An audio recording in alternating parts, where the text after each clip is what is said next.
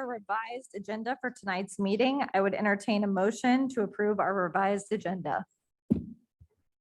Mayor, I move the city council approve the revised February 16th, 2022 agenda as printed. Second. We have a motion and a second. Any discussion? Audrey, please call a roll. Loudon. Aye. Thomas. Aye. Boltinghouse. Trocy. Aye. Inman. Aye. Kring. Aye. Ryherd. Aye. Motion carried. All right, we do not have any public hearings tonight, but we do have 4 special presentations. The first is Missions 2021 Championship Tree Award. I would like to invite our Director of Parks and Recreation, Penn Almany, to share some information about the program and our winning entry for 2021.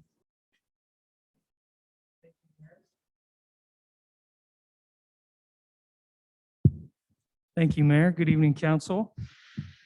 The Championship Tree Program is hosted annually by Mission Parks and Recreation. Anyone can nominate a tree within Mission's borders for a myriad of reasons. Some of the most common are size, blossoms, resilience to weather, special life-changing memories, like planting a tree in celebration of a wedding or maybe the birth of a child. The Parks and Recreation Tree Commission reviews the nominations and votes on a champion tree each December. And this program qualifies Mission for the Tree City USA status and maintains a focus on parks and nature. So the Parks and Recreation and Tree Commission and the City of Mission proudly award the 2021 championship tree to Mary and Ben Funk for the redbud tree in their front yard. This redbud was planted 14 years ago by their daughter Lori, and each year since they've enjoyed the spring blossoms and summer shade. So Mary and Ben are joining us virtually and have accepted the championship tree plaque as well as a $50 gift card. Congratulations, Mary and Ben.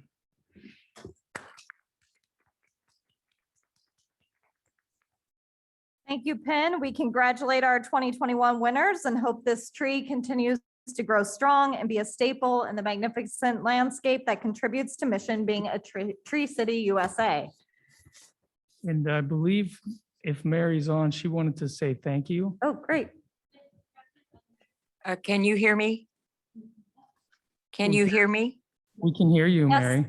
Okay, I don't know how this works actually, because I have a photo for you to see and I'm going to put it up here so that you can see why we love this tree. We live in Millhaven and it blooms fabulously in the spring, and in the winter we hang green, large Christmas balls from it to help enhance the neighborhood. Thank you for the gift cards. We will use it to buy plants to enhance our yard for the future. I'm a retired member of the Park and Recreation and Tree Board, and I do encourage people to contribute their nominations. It's kind of fun, and it's fun to be a winner. The sign is already in our front yard as championship tree of this year. Can you hear me now?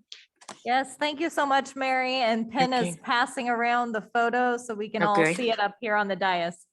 Okay, and thank you to the City of Mission. We are a beautiful place to live. Thank you. Great. For our next presentation, we recognize our Recreation Program Supervisor, Jenny Smith, on receiving the Kansas Recreation and Parks Association 2022 Distinguished Professional Award. Mr. Almany, would you please share some additional information about this award? I'd be happy to. So we're recognizing Jenny Smith as the Distinguished Professional Award for 2022 from Kansas Recreation and Parks Association. Jenny has worked in the Parks and Recreation Department in the City of Mission for nearly 7 years. She worked within the Parks and Recreation industry for 17 plus years and regularly presents at state and national conferences. She's currently the Recreation Branch Chair in Kansas Recreation and Parks Association and is usually found here training our team on some aspect of dynamic customer service. So Jenny received this award specifically for the experience, enthusiasm, and being a catalyst for community engagement by a panel of her peers.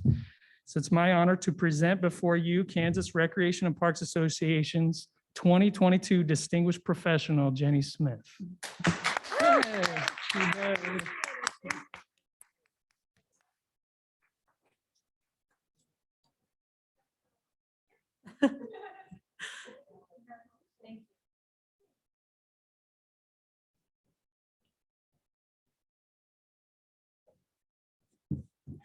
bet. Thank you. All right. Thank you, Jenny, for your amazing service to the Parks and Recreation Department and your commitment to our community. We look forward to continuing to support you and all your future success, and congratulations again. Our third special presentation tonight is recognition from the ETC Institute, who has created the Leading the Way Award, which recognizes local governments for outstanding achievement in the delivery of services to residents. Ms. Smith, could you please provide us with additional information on this award? Yes, thank you. And the 11-pound award is sitting up next to the mayor. It is 11 pounds because that represents the first 11 cities who were part of ETC's Direction Finder survey back in the year 2000. And I'll guarantee you it weighs 11 pounds. As the mayor said, this is an award that's ETC gives out to cities or entities who rank in the top 10% of all local governments in the United States. As I think everyone is familiar, we have since 2007, every 4 years, participated in ETC's Direction Finder survey process, helping us gauge our citizen satisfaction with the quality of our service delivery. And it's really helped also, I think, both this council and some decision-making last year and previous councils in making decisions for things that are priorities to our residents. So we're pleased to be not only in the top 10% in the overall category, but we also scored in the top 10% overall in 2 specific categories, one being visibility of police in our commercial and retail areas, and residents feeling safe in their neighborhoods during the day. So both very important components that I think we can all be proud of. This award has only been around since 2020. And so we are pleased to be in some of the first groups to be awarded this honor. And so thank you to our citizens. We hope we can continue to meet their expectations and be deserving of similar awards in the future. Great, thank you. We appreciate ETC for this recognition and look forward to continuing to work together and measuring the effectiveness and quality of our city services. Our final presentation tonight is from Chief Madden with a report on his recent FBI National Academy experience. Thank you, Mayor and Council. I appreciate you taking the time to hear about and reminisce about some of the wonderful experiences I had while I was away for several months. So just a quick overview. The FBI National Academy is held on the grounds of Marine Base Quantico, which is just south of Washington, D.C.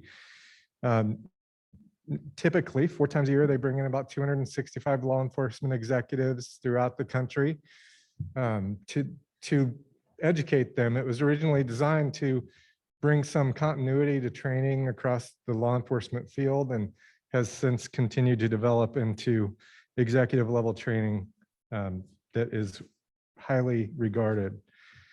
Normally about 10% of each class is made up of international students. Unfortunately, my class could only have 2 because of COVID restrictions that they had to have been in the United States throughout the pandemic. And so we had an international student from Spain and an international student from United Arab Emirates. And it was wonderful to get their perspective on things.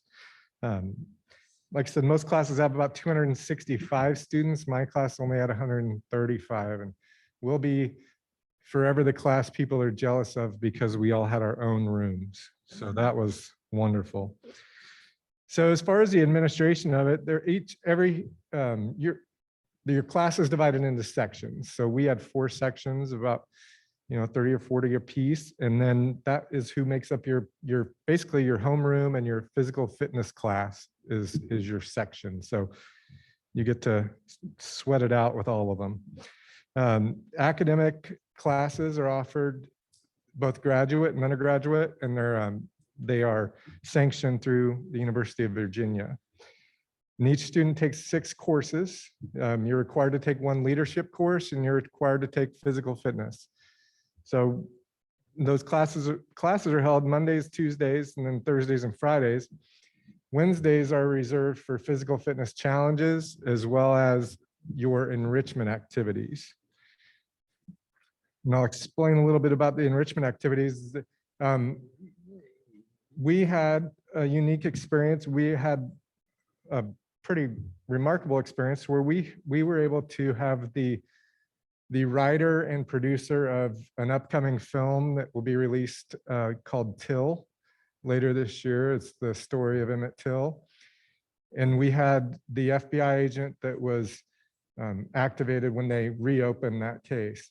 So we had great insight and discussions about that case and its implications on law enforcement and just throughout the country. We visited the National Museum of African American History and Culture, and that kind of coincided with Keith Beauchamp's presentations and the panel discussions that kind of followed that. We also had a panel discussion from law enforcement members in the LGBTQ community to discuss their challenges and our opportunities to and make sure we embrace them into the law enforcement field. Had presentations about agroterrorism. And then there was one that we missed out on, but my constitutional law teacher, which was just a remarkable speaker, we talked him into giving his opening presentation to the entire class because there was only about 25 people in that class. And it was just amazing how he wound the history of the United States and into the constitutional law class. It was pretty profound. And fortunately or unfortunately, we were able to go to the National Law Enforcement Officers Memorial, which is something that most officers like to be able to do at some point in their career, to see just the number of people there to support those that have fallen. We were normally it's earlier in the year, but they had to push it back due to COVID. So just to kind of a brief overview of the classes that I took, as I took a forensic science class for police administrators. And keep in mind, all the people that teach these classes are people that have held high titles and done a lot of different things in their fields. So that class, we explored a lot of high profile cases, some of the evidence, good, bad, ugly, of things like the O.J. Simpson case or the John Benet Ramsey case, and kind of got some back of the house looks at some of those things. We learned a lot about the FBI crime lab capabilities, and we were fortunate enough to be able to go tour the crime lab, which is on the campus, and it is gigantic. It is a very large building. I was very surprised. We had guest speakers on decoding, their decoding unit that reviews prison letters to try to figure out what they're trying to say, and it's pretty interesting. And then we also did work. We had papers, and we had a group presentation about a crime that occurred in one of our jurisdictions. We chose one that occurred in Colorado that had a lot of forensics related to it. But I'm happy to report that class will forever have a mission imprint, because during the blood spatter portion of it, I asked my instructor if he's ever seen flash frozen blood, which, so I was able to get him some pictures from a crime scene that we had on the coldest night in history, I think, that we had, where we had blood that literally froze before it hit the ground. And so it was just a kind of a weird forensics thing.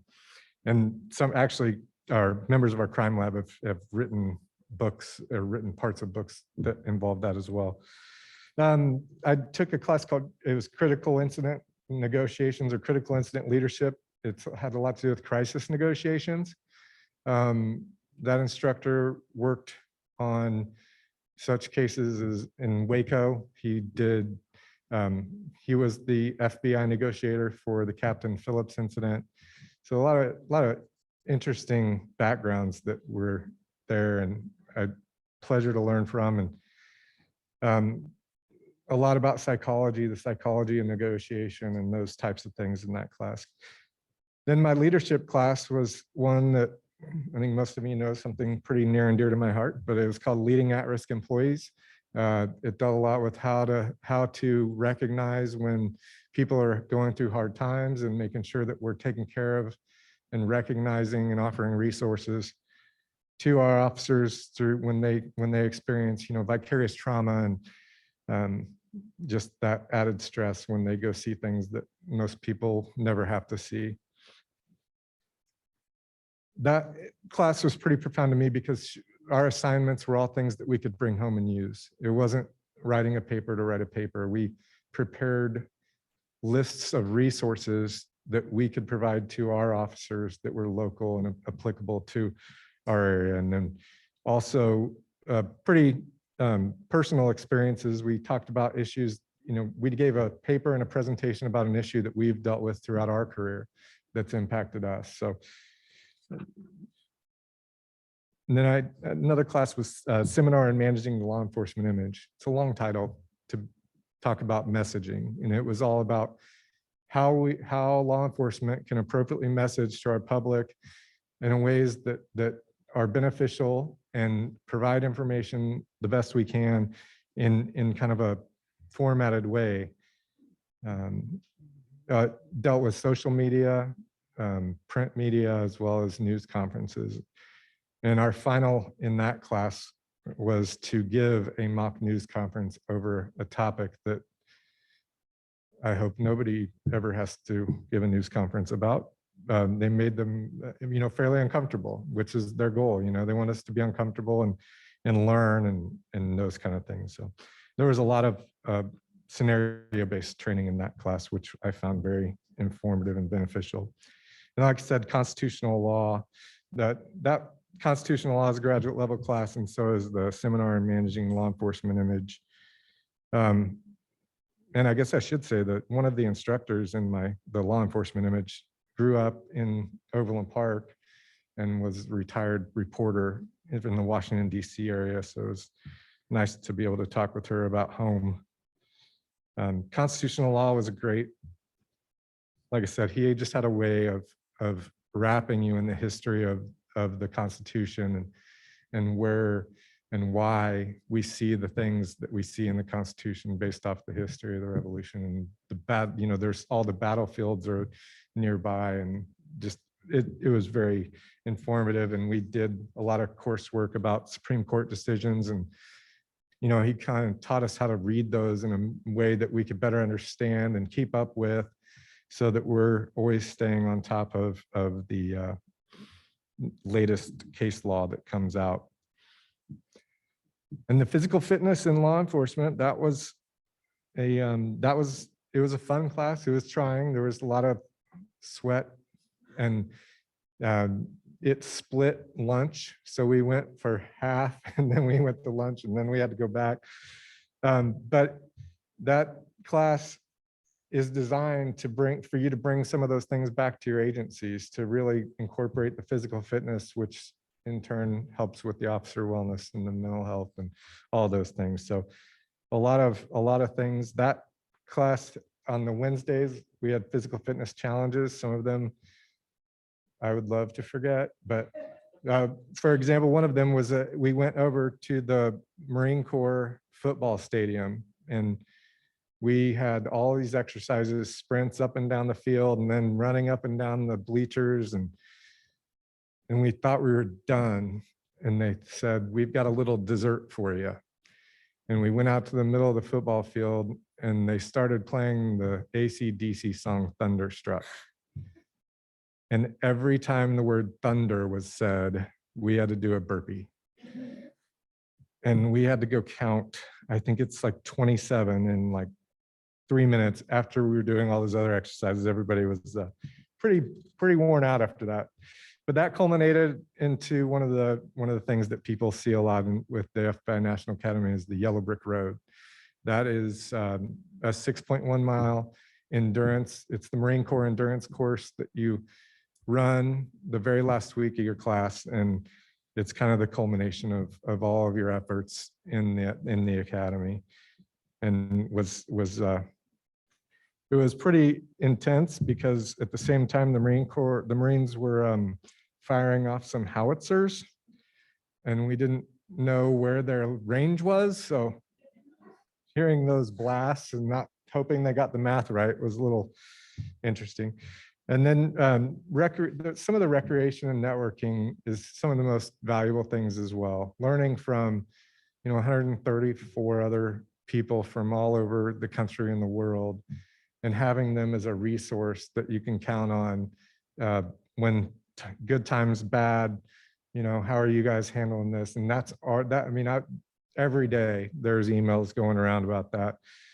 Some of the other things that we got to do is now these two weren't sanctioned by the FBI, but it's tradition. There's trips to New York City and Philadelphia. I did the New York City trip.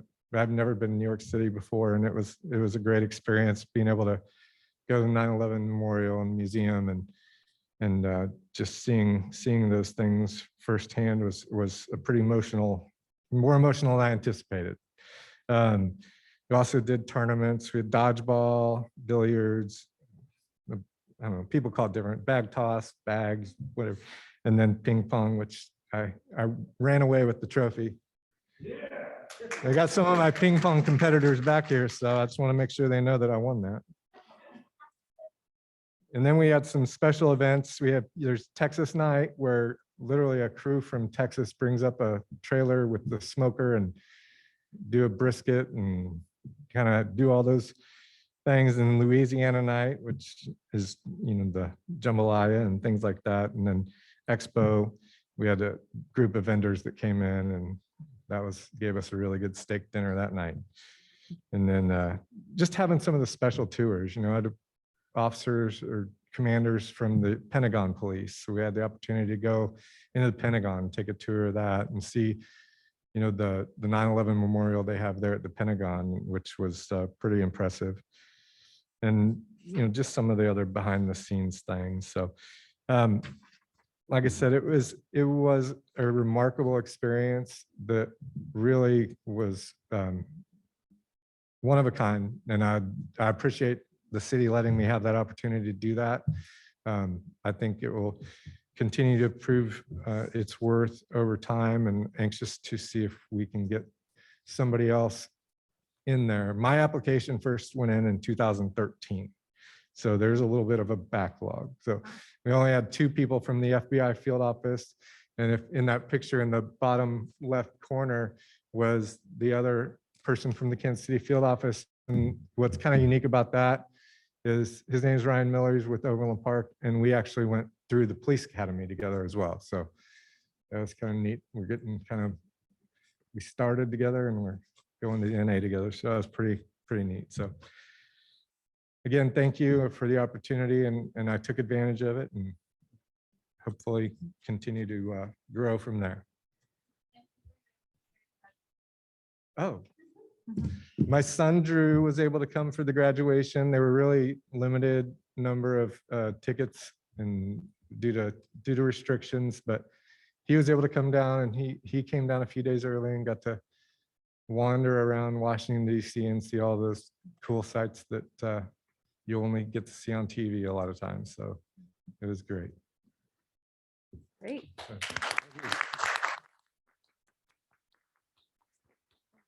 Thank you, Chief, for all your hard work and dedication to furthering your education and police work. We know the lessons learned from the academy will be a great asset to you professionally and as you assist and provide guidance to other officers and serve our community. So thanks again. We do not have any items related to the issuance of notes or bonds this evening, so we will move on to our consent agenda. Our consent agenda has 2 items tonight. Our council committees met on February 2nd and fully discussed each of these items. The committees agreed that the items listed on our consent agenda are routine enough to be considered under a single item or single motion. If a council member or member of the public would like an item removed from the consent agenda, they may request that at this time. If not, I would entertain a motion to approve.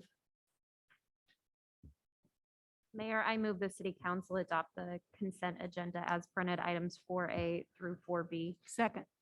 Right, we have a motion and a second. Any discussion? Audrey, please call roll. Loudon. Aye. Ryhard. Thomas. Aye. Inman. Kring. Aye. Trocy. Aye. Boltinghouse. Aye. Motion carried. Thank you. Next up, we have public comment. If any members of the public would like to make a comment on items that are not included on our agenda tonight, this would be the time. If you are participating through Zoom, please either add your comment in the chat feature and it will be read out loud, or note that you would like to speak and we will call on you shortly to make your comment verbally. Please remember your comments or questions are visible to everyone in the meeting. If you are part of our in-person group tonight, please raise your hand but stay seated. We will call on you to come to the lectern to make your comments. When you make your comment, please state your name and city of residence for the record. Also be conscientious of others trying to speak and speak slowly and clearly. If I need to confirm something that may have been difficult to hear, I will ask for clarification. Again, this is for items that are not on the agenda tonight. Yes, Mr. Pat Quinn. That is my name, Pat Quinn. I'm a Mission resident, proud member of Ward 1, by the way.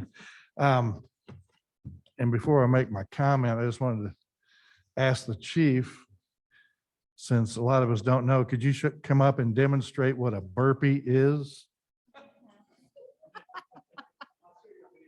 Okay. City council, I've been to a lot of city council meetings, and this is the best the council has ever looked. Just thought I'd bring that up.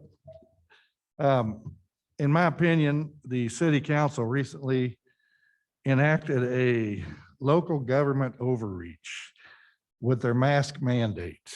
I'm not challenging the constitutionality of the move, but just because you can do something doesn't mean you should do something.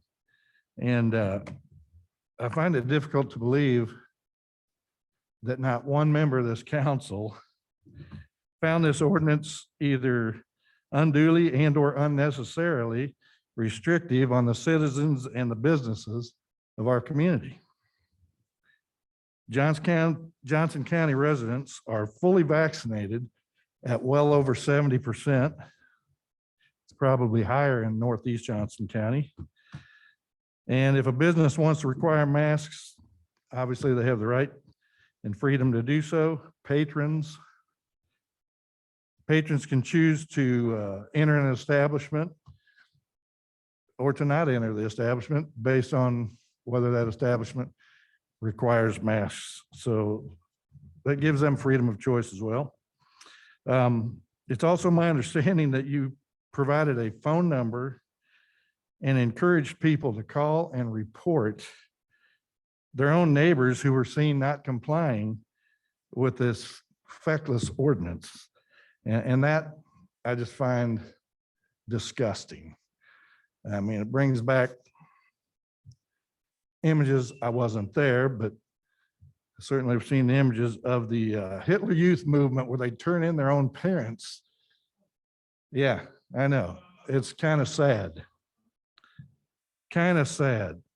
But I know the ordinance is going to be expiring. You do have the right to extend it if you want. And obviously, I'm certainly hope you won't do that. And you actually have the power tonight. If you wanted to make a motion, you can get it seconded and vote tonight to do away with the ordinance immediately if you want to. So that's all I wanted to do, make that comment. I do appreciate all of you. Thank you. Again, this is for items not on our agenda tonight. There will be an opportunity to comment on items that are on our agenda tonight, which would include the mask ordinance. But Steve, if you have a comment for an item not on our agenda, please go ahead and come up to the podium. Well, I was just gonna piggyback on Pat's here and tell you, I know you made the. I'm sorry, Steve, you need to wait for the agenda item related to this item for public comment. You're going to talk about the mask mandate? That is on our agenda tonight, and there will be public opportunity for public comment on All that. righty, thank you. All right, we do not have any items from the Planning Commission, and so we will move into our committee reports. Councilmember Kring, will you please provide a report from the Finance and Administration Committee? Thank you, Mayor. The Finance and Administration Committee met on February 2nd and considered a total of 4 items. The acceptance of the meeting minutes was approved under the consent agenda and are 3 additional items for review on the regular agenda tonight. First is the pre-development agreement with BK Properties LLC at 5665 Fox Ridge Drive. The property at 5665 Fox Ridge is an approximately 5-acre parcel containing a 39,825 square foot, 1-story building that was built in 1970. Block Real Estate Services currently has a purchase option agreement on the property and plans to develop a 5-story, 300-unit multifamily building project. The project would include mostly 1- and 2-bedroom units, an outdoor pool and courtyard, fitness facility, leasing office, and other amenities. Block Real Estate Services, BK Properties LLC, has indicated that their intent is to submit a TIF project plan application, which necessitates a pre-development agreement. Among other provisions, it will provide a mechanism to reimburse for any city expenses incurred during discussion and review of a final development agreement. This is the first step in consideration of the developer's request for incentives and does not obligate the city council to any public incentives. The specific terms of the final development agreement will be considered once city staff and the consulting team have received and evaluated the request and formulated a recommendation to city council. Mayor, I move the city council approve a pre-development agreement with BK Properties LLC for consideration of a multifamily development at 5665 Fox Ridge Drive. Second. All right, we have a motion and a second. Any discussion on this item? All right, seeing none, Audrey, please call for the roll. Ryhard. Aye. Boltinghouse. Aye. Inman. Aye. Kring. Aye. Loudon. Aye. Thomas. Aye. Trocy. Aye. Motion carried. Thank you. Mayor, I do have a comment after we just coordinated our votes. I did ask that the city provide us an updated list of all the current apartments we have in the city of Mission in 2.5 square miles, because I have a concern that we're getting inundated with apartments. And I would like to see for my own purpose, and I believe others too, some data that shows how many apartments we currently have, what their rents are, how many are multifamily, and to get a better idea of what we're going to put, if we put another apartment complex in, what the necessity is and how it will work out in the city's benefit. Okay. Thank you, Councilmember Kring. And just in response to that, I know staff is working on that, so we'll be able to provide that information very soon. Okay, thank you. Thank you. The next is the pre-development agreement with Rea Realty Llc, and that is the Gateway Project.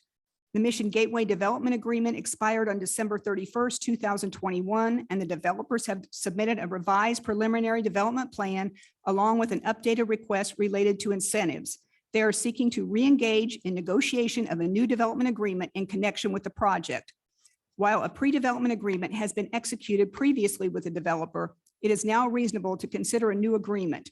The agreement establishes a requirement for the developer to reimburse any city expenses incurred during the discussion and review of a final development agreement, and allows the city to suspend negotiations, drafting of documents, or other activities in the event the developer fails to timely pay taxes if the property is subject to uncured municipal code violations, or a judicial foreclosure action is pending regarding any mortgage or other encumbrance against the property. The adoption of the pre-development agreement does not obligate the city council to any public incentives. The specific terms of a final development agreement will be considered once city staff and the city's consulting team have evaluated the request and formulated a recommendation to the city council. Therefore, Mayor, I move the city council approve a pre-development agreement with Rea Realty Llc for consideration of a mixed-use redevelopment project known as the Mission Gateway. Second. All right, we have a motion and a second, and my understanding is we have an online comment or question. Is that correct, Emily? And then it looks like we have more public comment from the audience, so we'll go there next. Yes, Emily? Go ahead, Candace, if you have your comment. I do, thank you. This is my first time attending a city council meeting. How much time do I have? 2 to 3 minutes, probably. Okay, thank you. So I have watched the development or lack thereof of the space at the Gateway ever since it was Mission Mall. I volunteered there at Pet Connection many years ago and loved the area. You know, I think we all saw how after the mall was taken down, that area was left fallow for years. I remember seeing one yellow backhoe sitting in the middle of that field while the field grew around it. I know a lot of us were probably excited before the economic downturn in the late 2000s to see that develop. And there was that big, beautiful sign that said Mission Gateway. And I think we all understood that, you know, economic situation then wasn't favorable. And then, you know, since then, we all know the history. You know, as somebody who lives essentially around the corner from this site, I have watched this for the last 2 years sit and molder essentially with no signage, nothing showing the public that there was even a care for the site, including plastic tarps that are left to degrade and flop around in the wind and have holes developed in them. You know, I know nothing about development, but I am a project manager and I've been a project manager for 20 years. And I have watched the comments from this development company closely. I have watched the comments from Tom Valenti. And I, as a Mission homeowner and resident, have come to the conclusion that this is no longer a good faith effort from this company. I don't know for sure what our options are as a city to disengage at some point from this organization, but I do not feel that there has been even a minuscule effort to engage the public to let us know what's happening from their end, not so much from the city council end. I feel like you all have told us pretty much what you can, but if they're wanting to bring the community in to this scarred area that is a joke in the metro. I mean, I delayed buying a house in Mission because I wanted to see what was happening in Mission Gateway. And I can't believe that I'm the only one. So not only are they asking for an enormous amount of tax incentives, and I believe wanting to keep 100% of the sales tax, if I'm not mistaken, I don't believe that that is something that as Mission residents, we should be allowing and that we should be countenancing in this development agreement. Thank you. Thank you for that. And we'll go to our next public comment. I believe, sir in the hat, if you could come up and state your name and city of residence. This is not a flattering camera angle for tall people. Hi, my name's Josh. I live here in Mission. Josh Sturgis, live on Reeds Road. I stood in front of this elected body several times, several years ago, about this same issue with evidence in hand about Valenti and Rea Realty or Cameron Realty, whatever the corporate structure is today, it might change tomorrow. I'm in full agreement with the previous commenter. The city we don't need to engage with them anymore. And I think one thing that the council has not done a good job when engaging with the media, it's almost patronizing to say, well, we can't pick who develops it. Yeah, everyone's aware of that. But the city can pick who they do business with. And quite frankly, we live in a very divided time. There's a lot of polarity in this world. And there's very few things that we can all unite on. But I promise you, if you went and knocked on every door in Mission, it would be over 90% of the voters that all elected you would tell this guy to take a hike. No more. This is a binary decision tonight, yes or no. Just say no. Just say, you know what? The city is not choosing to engage with you in a development agreement. We can't control what you do with the property. You still have to go through the zoning and all that stuff. But there's no tax dollars, no diverted tax dollars that will go to you. Like was previously said, there's been no good faith effort. If this project were a child, it would be graduating high school before it's done. It will be in college before it's done. What does that tell you? And you say, well, the city hasn't really paid out any tax dollars. You're right. But the whole point of tax development is you give them a break and you build a new property and they get it for 20 years or whatever. After that 20 years, that's when the payoff is for the community. Well, guess what? If this group of developers would have stuck to their word, we'd be getting near that. That funds our schools, our streets. It helps fix the driveway tax issue. There's so many things that money could go towards. But instead, here we are at square one again. Valenti and his ilk have been involved in lawsuits for not completing. I've talked to the lawyers involved with the Syracuse University lawsuit. I don't know if anyone here is aware of that, but it's the same thing. He wasn't exactly truthful about his financing sources and they fell through. He blames this on COVID. Well, guess what? Cottonwood Capital, one of his mezzanine finance lenders, is on record with the Shawnee Mission Post, and if you call them, they'll tell you the same, that they pulled this financing for nothing related to COVID. They won't tell you what, but it wasn't related to COVID, meaning they found something they didn't like, whether it's disclosures or whatever. They're not truthful. They have taken this elected body for a ride. And what a ride it's been for the Mission residents. We're tired of looking at it. We're tired of this elected body constantly believing this nonsense, and it stops this time. No more. There are tons of projects going up around the KC Metro. Here in Mission, we've got the locale here on Johnson, great building. You have other projects moving forward. When do we just say, you know what, maybe the problem isn't COVID, maybe the problem isn't local conditions, maybe the problem is these people. And the city has a choice, and you can make that choice tonight, or we can waste city staff's time going through all the rigmarole, looking at their pre-development agreement, which they are on record saying they actually are going to ask for more money. Or we could just say, no, you know what? You guys have had your chance. No more. And for the record, I'd like to know who seconded this motion. I couldn't tell because of the mask. Okay.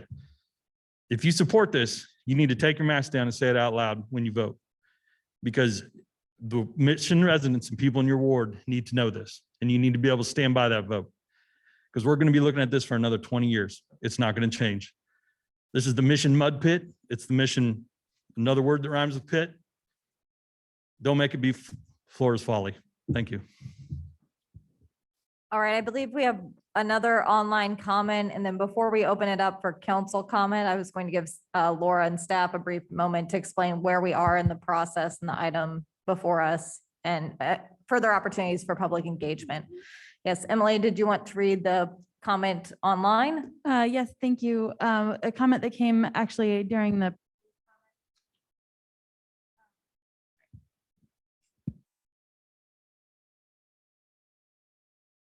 One moment for technical difficulties. Thank you, Dan. Oh, okay, thank you. So he says, my name is Gary Foster, Ward 2. I am a retired project manager in construction and at one time worked for one of the general contractors formerly involved in this project.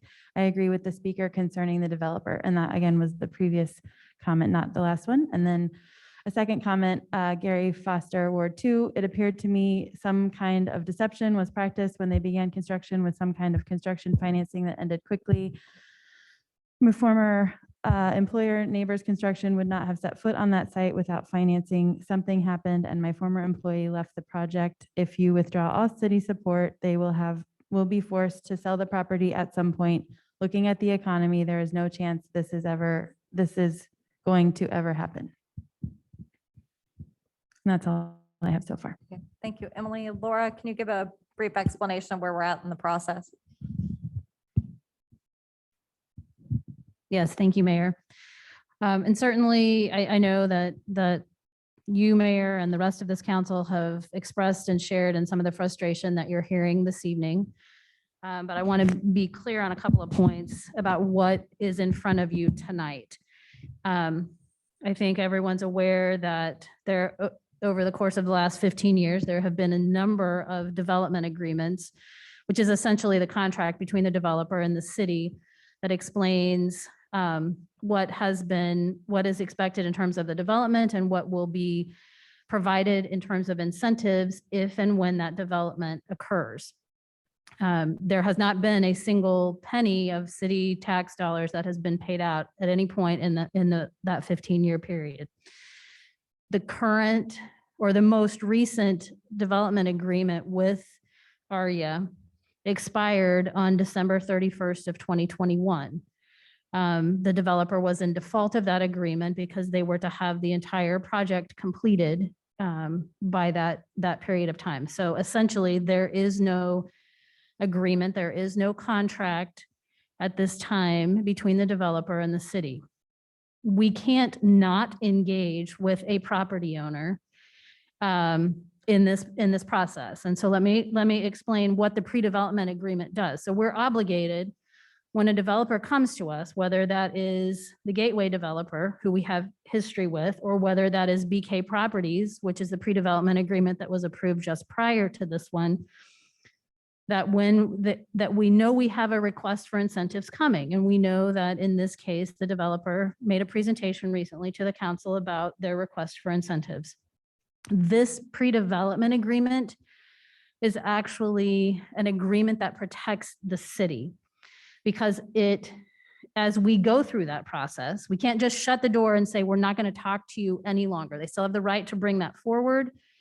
And without this agreement in place, if we do any work to evaluate that, we do that all at the city's expense. This agreement, one of the provisions of this agreement allows us to be reimbursed for the financial analysis, and anything that goes into potentially drafting of a new development agreement for this developer. And that is reimbursed from the developer.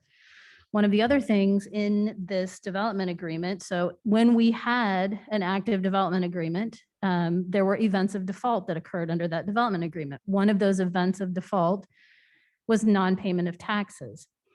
And so there was an incentive from the city side to, we could terminate that previous contract for non-payment of taxes. When that agreement went away in December, we don't have that same ability or sort of negotiating position. And you'll see in this pre-development agreement in front of you this evening that it gives us, at our sole discretion, the ability to terminate negotiations, discussions, any work on this project for a number of reasons, including non-payment of their taxes, uncured municipal code violations, or the pendency of judicial foreclosure action with regard to mortgages or other encumbrances on the property. So again, the purpose of tonight's agreement does not guarantee any level of incentives. It does not guarantee the developer what they have asked for in the project. It allows us to be reimbursed from them for the time that we are required to spend to engage in that conversation with them. So there will be, tonight is getting that mechanism in place. The developer, just BK Properties, will do the same. They'll fund an escrow account that we can draw down from as we start that work. And then from here, we would build out the calendar, both on the planning and development side. So there's a piece of both of these projects that will go through the Planning Commission. And then the incentive side, where those conversations will happen with the council. So that will occur over the series of the next several months. And again, it's too soon to say. Tonight, voting yes on tonight's agreement does not commit this city or this council to anything specifically related to the developer's request for incentives. And there will be public hearings, there will be opportunity for public comment all through that process. And in fact, we're maintaining a list of anyone who's interested in being specifically notified every time there's a gateway related item on the agenda. So if you're interested in being on that list, please see either our city clerk or myself, and we'll be happy to add you to that list. Thank you, Laura. We'll now open it up for council discussion, if any. Yes, Hillary? Yeah, I just want to get clarification for everyone watching at home or here tonight. Laura, this is not a development agreement, correct? It's a pre-development agreement. Great. And if we vote yes tonight in very simple terms, what does that do for the city? Just a quick refresh for everyone watching at home. So that requires the developer to start with a $10,000 escrow, which will be used to pay for the city's time in evaluating the request. And this is something that has occurred over the course of the last 15 years. We've been reimbursed for that work, so that protects our finances and our taxpayer dollars in the evaluation of this project. And it, again, specifically gives us, within our sole discretion, the ability for certain events, non-payment of taxes, code violations, or foreclosure actions to cease those conversations. So probably the two biggest takeaway pieces of what this pre-development agreement does. And for clarification, if we did not approve this tonight, the city would be responsible for paying for any expenditures that were related to conversations with the developer that city staff has, correct? That's correct. Thank you. Any further comments of council?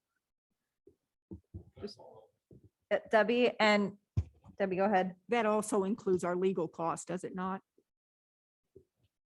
Thank you. Yeah, and Laura's mic was off, but she said yes. Yes. And I did see a return hand in the audience. Typically, public comment is not an exchange. There'll be further opportunities for comment as this continues. Emily, was there a new comment from someone else online? Not from a new person.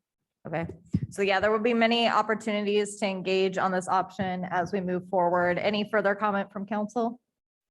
Yes, Hillary.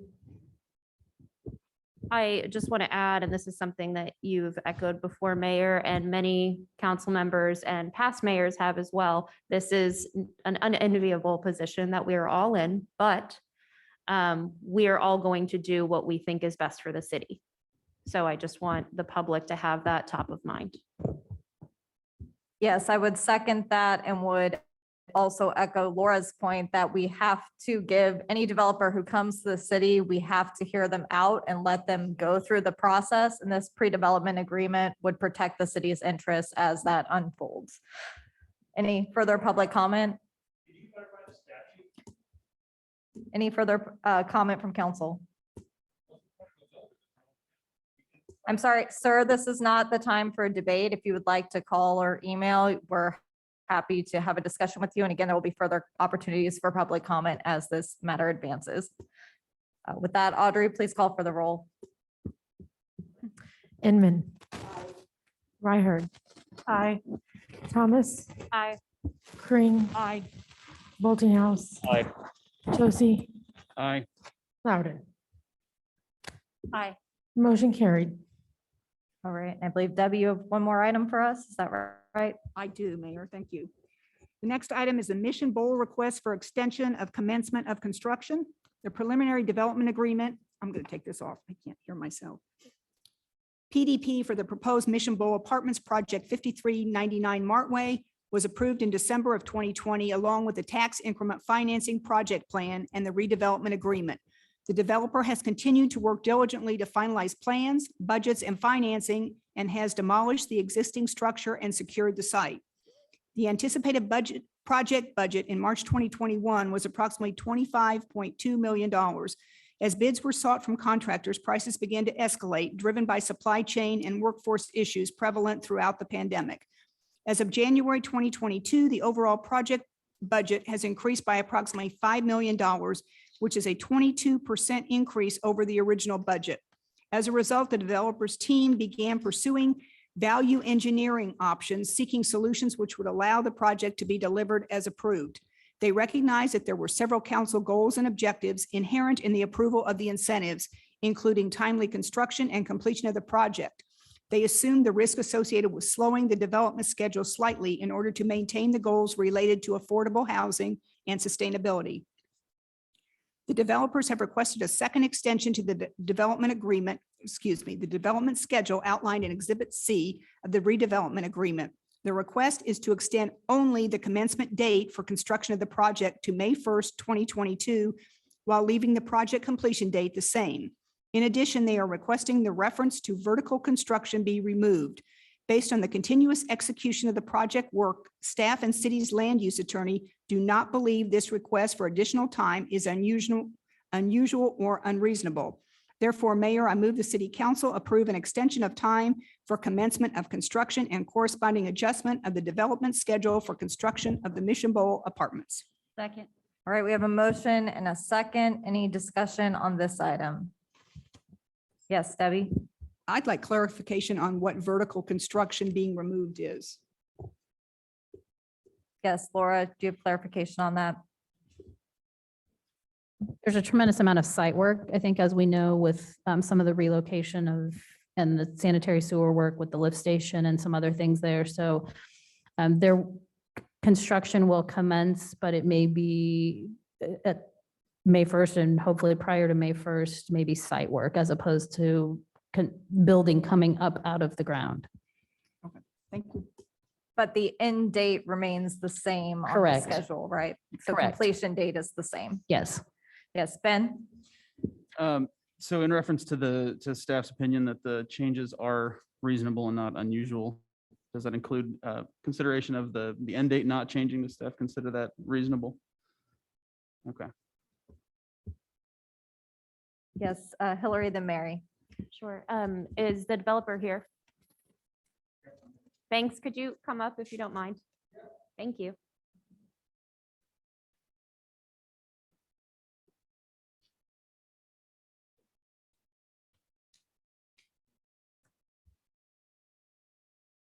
How are you? Good. Thanks so much for coming up. I just wanted to ask how closing your funding gap is coming. I mean, it's closed. I mean, we're waiting for our final GMP, which we'll execute, and we'll have our lender do a plan cost review, but we're confident in those numbers that I shared with you a couple weeks ago. We don't want to see lumber prices go up, but we're going to source materials that'll, like I said a couple weeks ago, it'll force us to be in a position where we have to front load a little more capital than we would initially like to source those materials and lock in pricing. But that's something that we understand, and that's the cost of doing business right now, unfortunately. Sure. And we're all feeling the effects of those material We are, cost but increase. So we're thank working you for through the it. update and keeping us abreast. We all appreciate it. And Okay, and a GMP, just for everyone, is the max cost, right? Guaranteed maximum price, exactly right. Yeah, Mary, then Ben? If anybody has any other questions for you, I think, go ahead. Mine's kind of an aside, so. Okay. Yeah. Yeah, Banks. I was just wondering if you had any chance to get any more information on the glazing on the rear of that building that faces the neighborhood. I know we're working on that. We're working on it. We're Okay. still working on that. But Okay. Just wanna- I'll share it with you as soon as our architect has those updates. Sure. Yep, absolutely. Yep. Thanks. Not a problem. Yes, Mary? Yeah, just want to be honest and upfront. I'm probably going to abstain from this vote as my husband is on the design team. So haven't done that before and wanted to double check. Oh, I believe Mary said her husband is on the design team for this project, so she was intending to abstain due to a conflict of interest, I'm guessing. Mary, is that correct? Laura was looking for your guidance on that.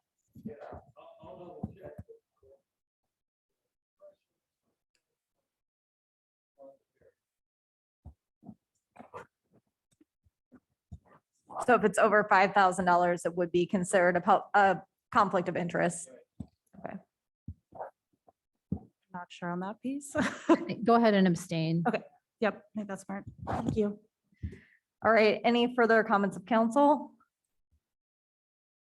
All right, Audrey, call for the roll. Inman, Aye. Kring, Aye. Ryherd, Abstained. Boltinghouse, Aye. Trocy, Aye. Loudon, Aye. and Thomas. Aye. Motion carried. And that concludes my report, Mayor.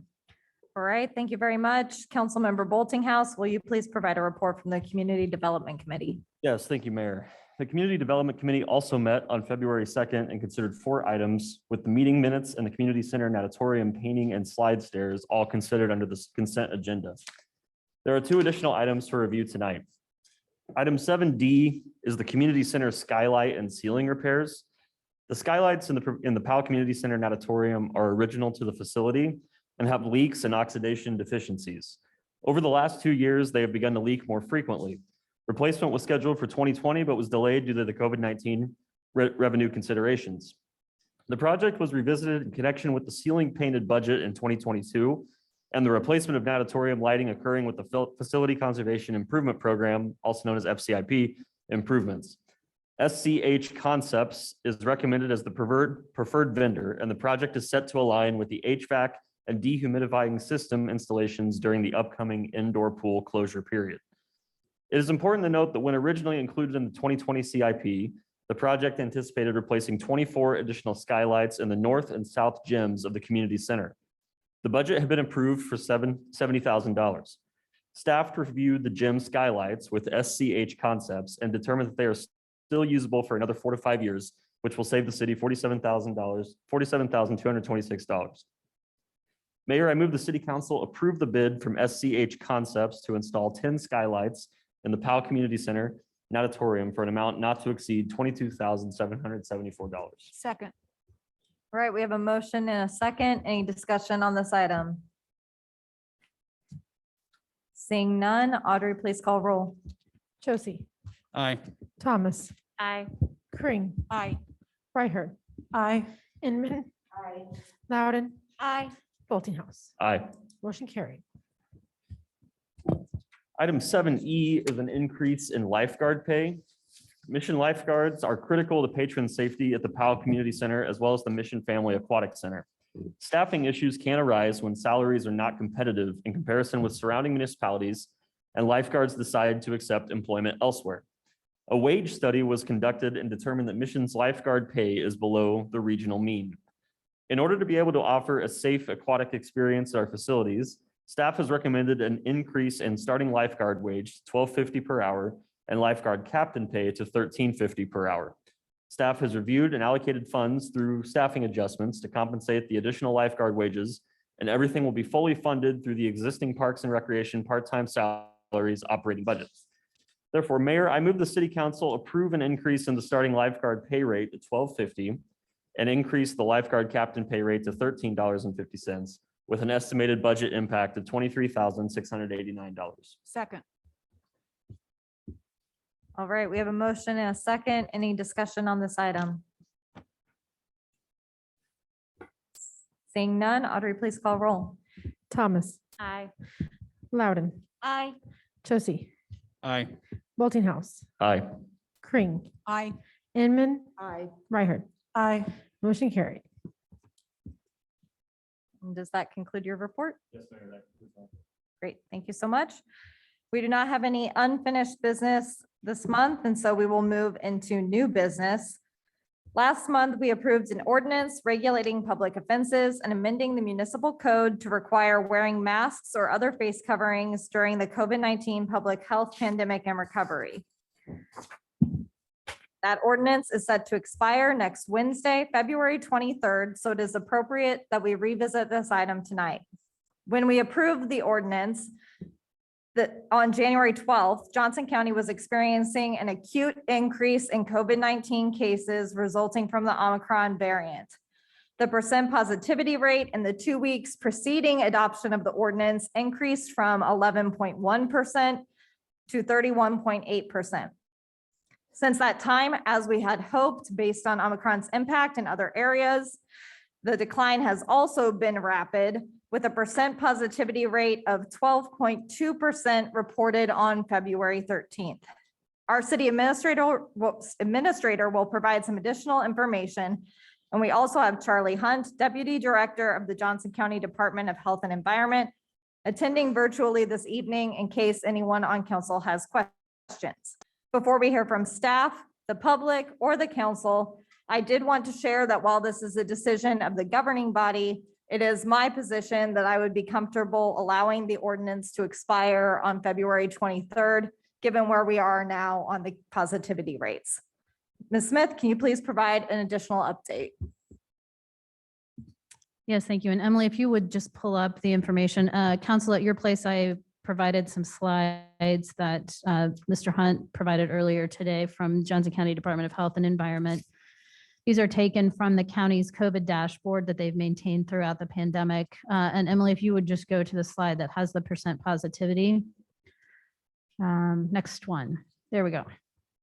So I think as the mayor referenced, I want to just touch briefly on, for those who may not have been here, back on January 12th, when the ordinance was adopted, I think it was a unanimous vote. But I also think that if I went back and looked at the minutes to a person, I think each one of you talked about being in an unenviable position and feeling as if with the spike that you were seeing, which is evident at the top of the peak here on this chart, happens to be 2 days, that comes at January 10th, so 2 days before you considered that ordinance. And I think acknowledging that a mask ordinance, community-wide mask ordinance, in and of itself would not potentially, dramatically improve the outcomes, but based on sort of the pleas that we were hearing at the time from the schools and from the healthcare community, particularly I think the week prior, there had been a press conference of all the medical directors in the metropolitan area talking about the crisis and the impact on our healthcare system. And so I think the ordinance that was crafted at the request of the council to be very deliberate in making it an individual responsibility, not looking to make it the responsibility of our business owners to be confrontational with their patrons in the enforcement of that. But just encouraging people through this time to be cognizant and to put the masks on while they were out in public places. That from an enforcement standpoint, I know Mr. Quinn, when he was here, talked about us distributing a phone number. We did put out a non-emergency phone number as a part of this process. I can tell you that since the implementation of the ordinance, it became effective on January 18th, we have had less than 25 calls. And we have written no citations in relationship to this ordinance. Typically, and the information that we put out as the non-emergency number, and I think the way it was characterized from the beginning was, if you see a situation that is concerning to you in a public place, so this is not your neighbor, this is not someone walking down the street, that you might call and be able to report that. Typically, what we have found since the ordinance has been in place is that as we've received those calls, and I would say, I don't have the spreadsheet right here in front of me, but I would say that probably half of those 25 calls have been related to concerns expressed here within this building and our own facility. So in terms of calls that we received related to the general public, that number has been very low.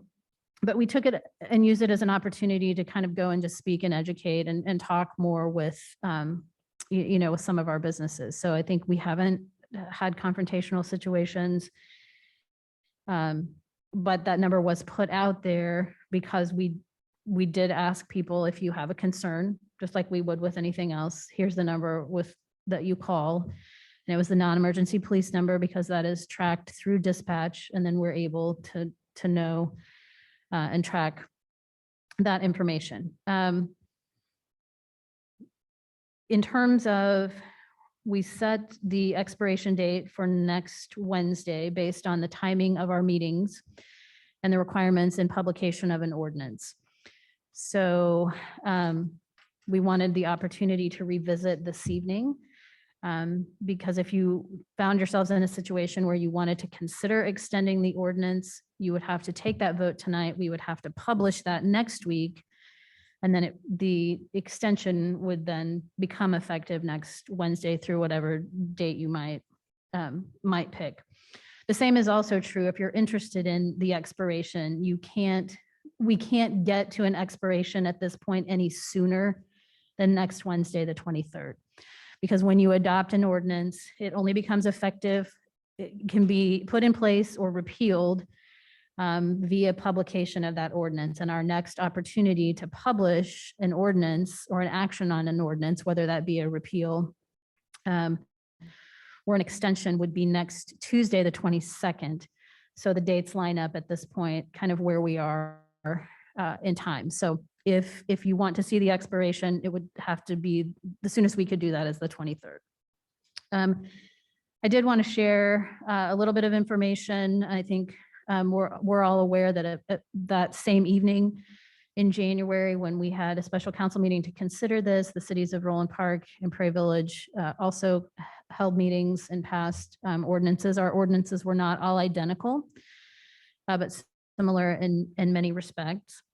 Both the cities of Roland Park and Prairie Village recently voted to extend their mask ordinances by another 30 days, so through March 16th. And that, again, was just based on the timing of their own meeting schedules and publication requirements. City of Fairway then, I believe the next night or a couple of days later, followed suit, also called a special meeting and passed a mask ordinance. This past Monday evening, the city of Fairway did not vote to extend their mask ordinance, so their current mask ordinance will expire tomorrow at 11:59. It's my understanding that the city of Prairie Village will be discussing at their meeting this coming Monday, the 21st, the possibility of terminating that extension that they just passed early. Again, the soonest that they would be able to terminate that would be March 1st. And then I don't know if it will come up next Monday. Roland Park would have a meeting next Monday as well, and I haven't heard whether they will specifically plan to take up that issue or not.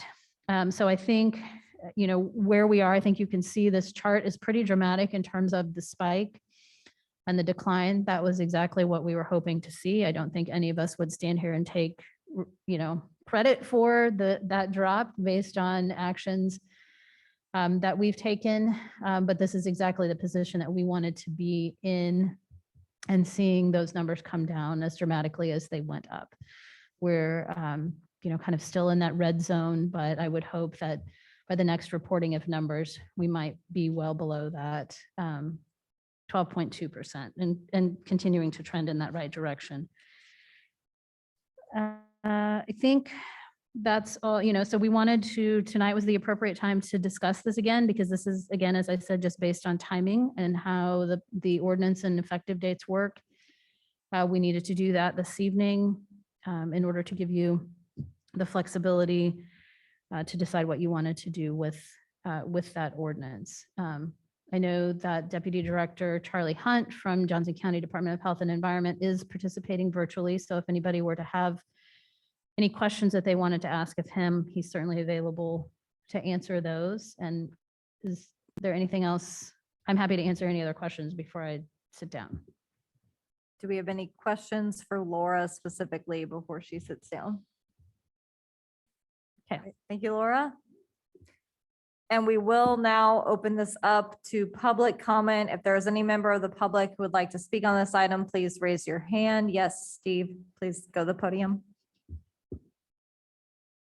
And again, please try to keep comments to 3 minutes or so. I think I'll take about a minute and a half, maybe. Right, can you state your name and Steve city? Schoengert, residents of Mission. And I know why you made the mandate. It was for the safety and welfare of the Mission residents. And we know science, though, unless you're using an N95, the masks don't do a whole lot of good, a little bit, but not a whole lot. And it's very unfair to our Mission businesses. Mac Hardware has had their poorest 30 days in forever. I don't know about Hy-Vee. It's half the people wear the mask, half the people don't. It's an ordinance that is unenforceable, and I think that's a bad precedent to do. So hopefully you will do away with this mask mandate. The county offices do not have one. Boulder, Colorado, of all places, does not have one now. They're all doing away with them because they're seeing that the COVID is going down, and the science behind the mask is, like I say, unless you're wearing N95, it's not doing a whole lot of good. So thank you very much, and have a good evening. Yes, Emily?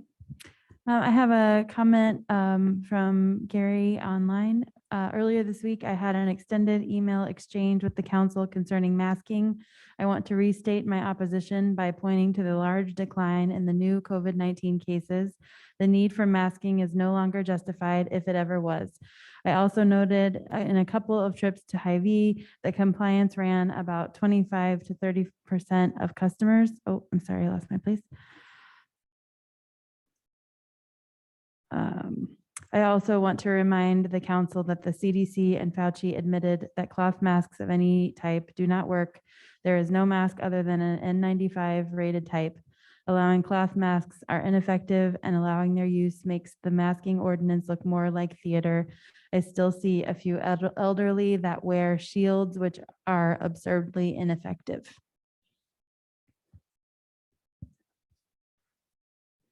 Okay, we will now open this up to council discussion on this item. I would entertain a motion on this item, but as a point of clarification, if the council would like the ordinance to expire next week, no further action is required, and the masking requirements will expire as of 11:59 PM on Wednesday, February 23rd.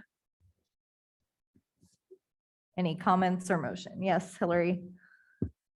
No motion. I'm prepared to let it expire on the 23rd, if that's the consensus. Second. Yes, Ben. Just a note about the agenda. It looks like the next action item is to change the date of the next meeting. Would it make more sense to consider that item first?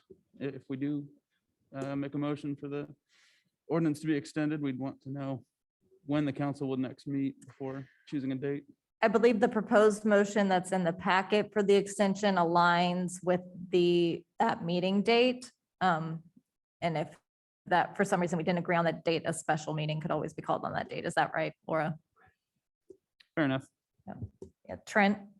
Yeah, I'm in favor of letting it expire. I think we're in a different position than we were when we first looked at this, however many weeks back. And just to kind of reiterate, we're all sick of talking about this. This has been the dominant thing on my tenure since I've been on council. And so I've been proud of our response up until now. I thought we've always, expressed pretty sound judgment, but in this case, I think it's probably time to let it go. And I would offer again for council, if we have any questions, we have a representative from JCDHE online as well, but any other comments or discussion? Yes, Laura? Just for clarity on the record, if someone would want to make a motion to allow the ordinance to expire, it will anyway if you Okay. take no action, but I think that communicates publicly your intent a little more clearly. Sure. So I would entertain a motion. Yes, Debbie? Mayor, I move the city let the current ordinance expire next week, January 23rd, 2022, and no mask will further be needed at that point. Oh. February. Thank you, Pat Quinn. That the ordinance would expire at that time. And I think I heard a second. Yes, we have a motion and a second. Any further discussion on this item? Okay. Audrey, please call roll. Loudon, Aye. Trocy, Nay. Boltinghouse, Aye. Rhyhard, Aye. Thomas. Inman, Aye. Crane. Aye. Motion carried.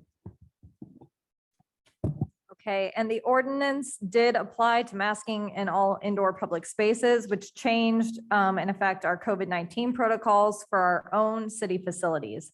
Since this ordinance will now be expiring in 1 week, it is appropriate for the council to consider whether there is interest in revising protocols related to our own facilities, including the POWELL Community Center. Ms. Smith, could you please remind us of the procedures that were in place or strengthened for the community center at the time the ordinance was adopted?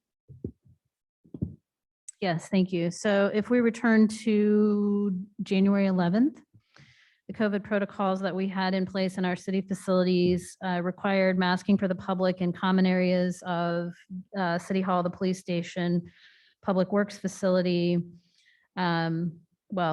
public and non-public areas, so lobbies and common areas, and that applies actually to both employees or applied to employees and the public.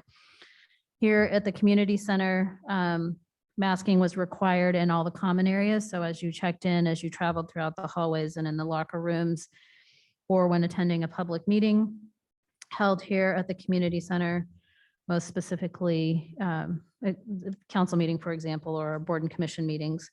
And masking for the public was strongly encouraged in all of the indoor spaces here, but not required in the following situations. So anytime someone was inside or accessing a private rental space here at the community center, or when actively exercising, whether that be cardio weights, the walking track, racquetball, basketball, et cetera. So those were sort of our pre-ordinance COVID protocols here. Some of the things that we did to sort of strengthen that and reiterate that when the ordinance took effect, and I think would potentially make sense for us to continue. We did establish a check-in point closer to the south entrance so that people weren't traveling the distance between the front doors and the entry desk, potentially unmasked, because that was often resulting in confrontation with our entry desk staff. And so we have had the opportunity to provide a mask sooner rather than later upon entry.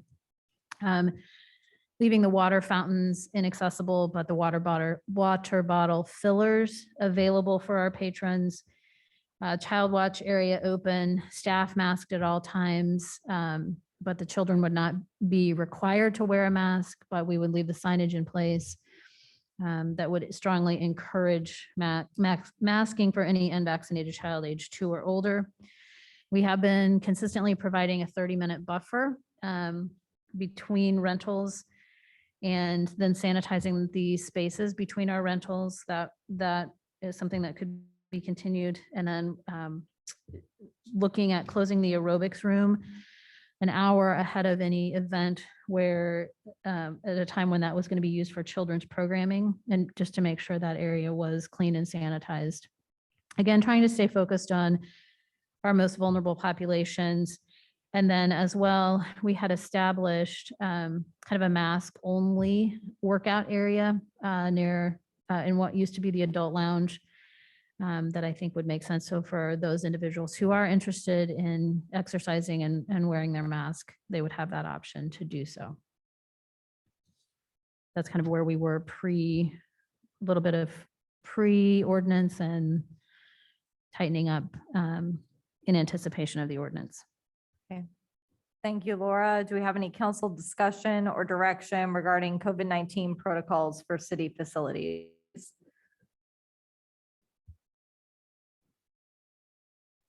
Yes, Trent?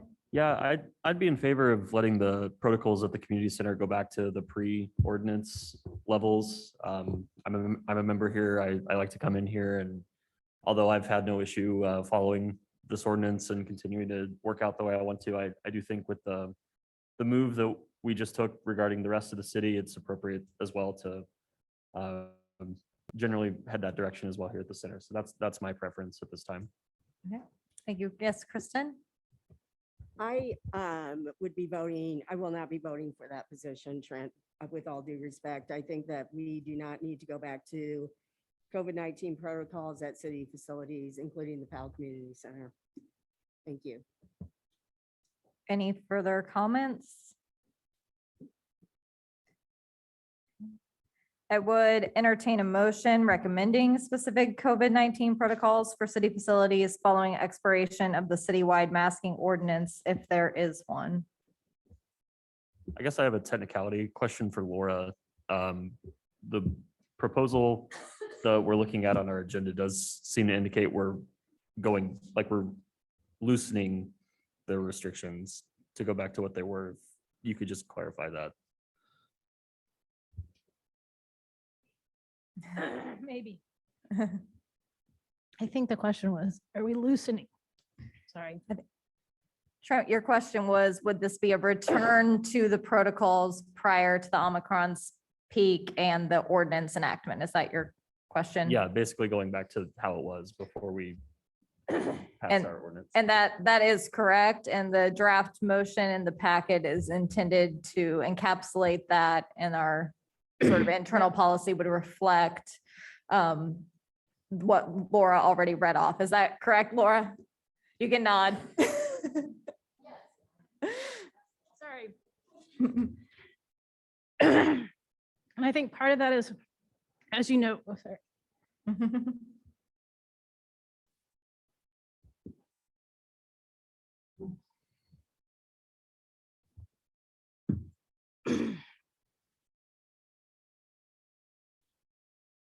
As you know, we've talked continuously throughout the pandemic and revised our protocols in response to new variants and other things that have kind of come on the scene.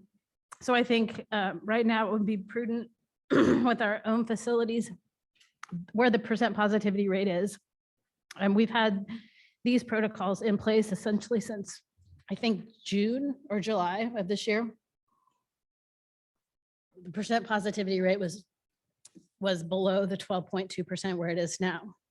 So I think leaving these in place now, we have the opportunity every month to revisit that. Makes the most sense. Okay, so Laura, just to clarify, the staff recommendation would be to return to the protocols in place prior to the enactment of the mask ordinance. Is that correct? I think yes, I think we would be comfortable with that based on just being consistent with our application and our approach to dealing with the situation. Okay, Yeah, thank so you. that's what I'm in favor of, the staff recommendation. Okay, so Trent, would you like to make a motion on that matter? Sure. Mayor, I move the city council return to the COVID-19 protocols of city facilities, including the POWELL Community Center, which were in place or strengthened at the time the ordinance was adopted on January 12th, 2022. Second. All right, we have a motion and a second. Any further discussion on this motion? Yes, Ben? Yeah, I'd just like to point out and remind the council that the latest data in the county packet does still put us in the high risk category. I don't think we should ignore that. Yes, Debbie? This also gives us an ability every 6 months or so to go back and revisit what protocols need to be in place, correct? We would have that ability at any future meeting or could always call a special meeting. So yes, that could be revisited. Is that correct, Laura? And that would go one way or another. I mean, if the data shows that it's completely going down, we can go back and revisit and maybe release a little bit more on the strenuous part, right? Yes, that's correct. We can continue to watch the science and the data and adapt our city protocols accordingly. The same would be true of the mask ordinance or any other mitigation numbers. You know, we are always free to revisit. Thank you. And it doesn't, because it is now just a policy within our own facilities, there's not the same time requirement as with passage of an ordinance. Yeah, and by that you mean there's not a publication. There's not a publication requirement. So any decision that you make could take effect immediately. Okay, great. Any further discussion on this item? Now, we had a motion and a second. Audrey, please call roll. Thomas. Aye. Loudon. Aye. Reichert. Aye. Inman. Nay. Kring. Aye. Trocy. Aye. Boltinghouse. Aye. Motion carried. Okay, thank you. We do have one last new business item tonight, which is a date change for our March 22nd council legislative meeting. Council legislative meetings are held on the third Wednesday of each month per Mission's municipal code. However, at the March 16th meeting, myself and 4 council members will be absent, which will result in a lack of a quorum. As such, the council has discussed moving the March legislative meeting to Wednesday, March 9th, 2022 at 7 p.m. at the POWELL Community Center to allow for a quorum to be present. Do we have a motion for the date change? Mayor, I move the city council approve a change in the date of the March 2022 city council legislative meeting from Wednesday, March 16th to Wednesday, March 9th at 7:00 p.m. at the POWELL Community Center. Second. All right, we have a motion and a second. Any discussion on the date change? Yes, Hillary? Oh, just got it. Audrey, please call roll. Reichert. Aye. Loudon. Aye. Boltinghouse. Aye. Trocy. Aye.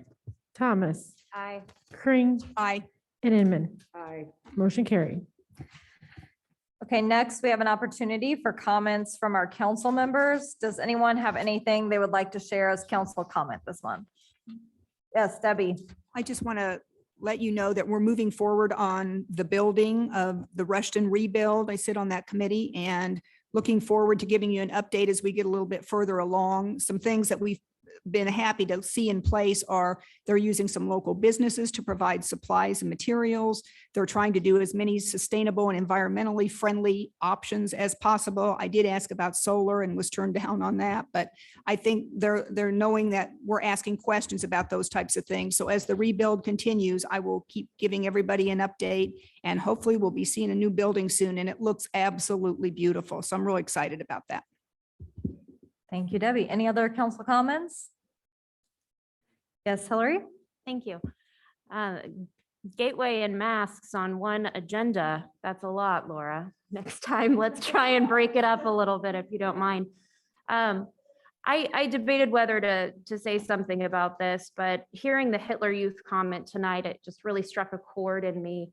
You know, I think there's a way to disagree with the policies that we make without exploiting the Jewish memory and the Jewish memory and murder of 6 million Jews. And that's Holocaust distortion. And I just want to make clear for the public that that's not something that I want to allow even publicly commented on without addressing and saying that is Holocaust distortion. Thank you.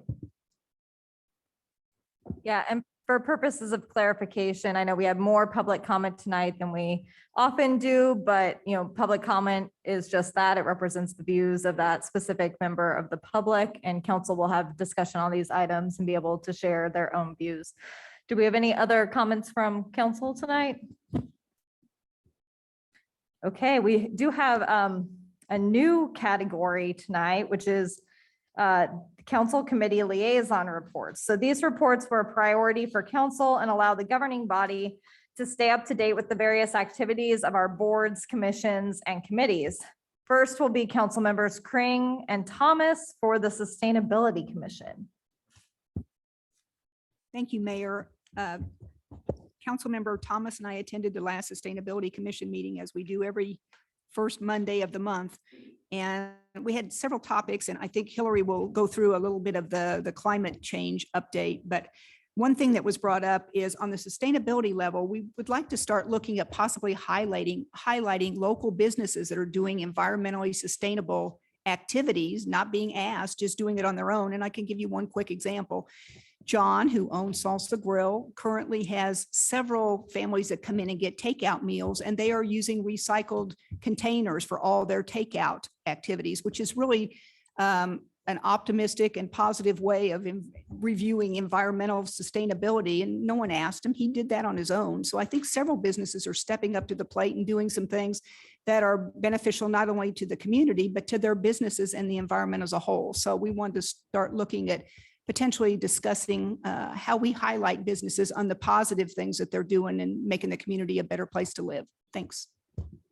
And in relation to the climate action plan piece of sustainability, the group is really excited about getting the task force moving ahead and coming back to council with some policy recommendations that come straight from the climate action plan. So be watching for that as it comes out of the task force. Great, thank you both. Next, we have council members Loudon and Myherd for the Parks, Recreation, and Tree Commission.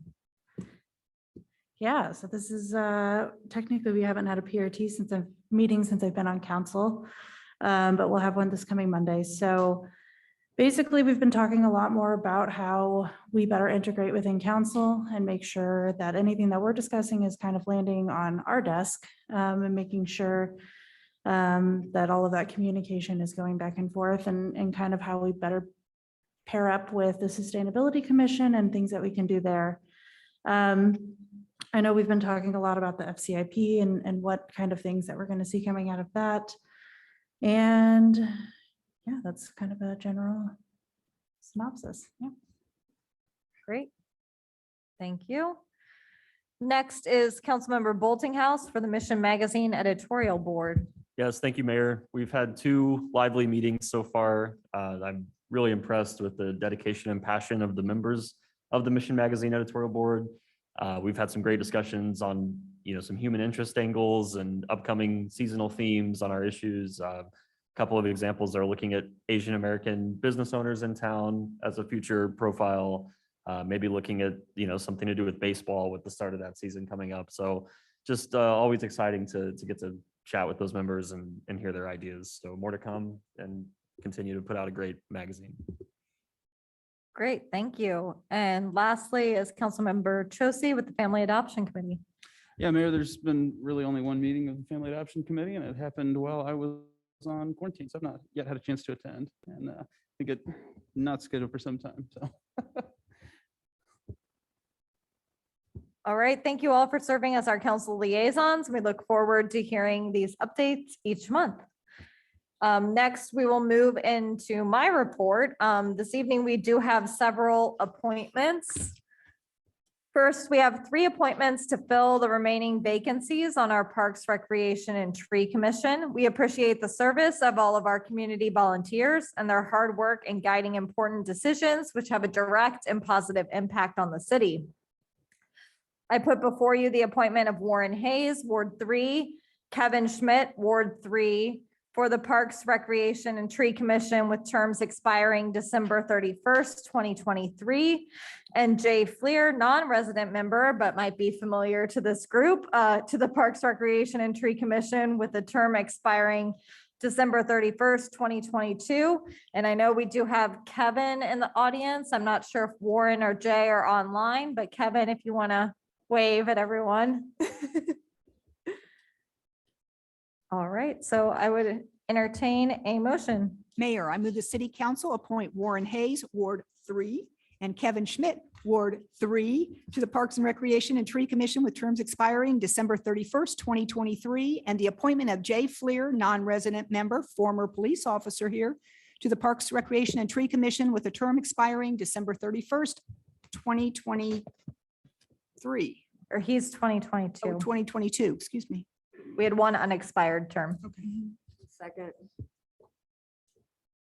All right, we had a motion and a second. Any further discussion on these appointments? Seeing none, Audrey, please call the roll. Oh, I Laura, would sorry. say, as a point of interest, all of Yes. our Ward 3 Parks and Recreation Tree Commission members will now live on rigs. So if you don't know each other already, you might want to walk down the street and say hello. Small world. All right, Audrey, please call the roll. Thomas. Aye. Kring. Aye. Loudon. Aye. Ryherd. Aye. Boltinghouse. Aye. Trocy. Aye. Inman. Aye. Motion carried. All right, and next I am pleased to appoint the members of our Climate Action Plan or CAP Task Force. Since formally endorsing Climate Action KC's Kansas City Regional Climate Action Plan in October 2021, the City Council has been discussing how to effectively move forward to evaluate the goals, actions, and implementation strategies included in the plan. Through the course of our discussions, it was determined that creating a multifunctional task force would be the best way to ensure that the values and principles embodied in the plan were integrated into our work, as we know it will take an ambitious set of interrelated strategies to help mitigate climate change and achieve the net zero greenhouse gas emissions goals of the plan. Tonight, I appoint the members of the task force made up of members of missions planning, sustainability, and Parks, Recreation, and Tree Commissions, along with 2 members of the City Council. In addition, representatives from each of the city's operating departments will be participating as part of the task force. The task force goal will be to review not only the Climate Action KC plan, but mission's previous studies and work around sustainability, and with the goal of evaluating those and recommending 1, 3, and 5-year strategies to be forwarded to the governing body. I appreciate the willingness of the members to commit the time to serve and look forward to getting this important work started. I am pleased to appoint the following to the CAP task force. We have Hillary Thomas, Ward 1 Council Member, Ben Trocy, Ward 4 Council Member, Josh Thede of the Sustainability Commission, Andy Highland from our Sustainability Commission, Robin Duclos, Planning Commission, Jackie Gamison, Parks, Recreation, and Tree Commission, Emily Randall, Administration, Carrie Neller, Community Development, Robert Myers, Police, Craig Donner, Parks and Recreation, and Celia Duran / Brent Morton for Public Works. Thank you all to agreeing to serve. Next up, we have Ms. Smith's report. Do you have any items that you would like to share with the city council tonight?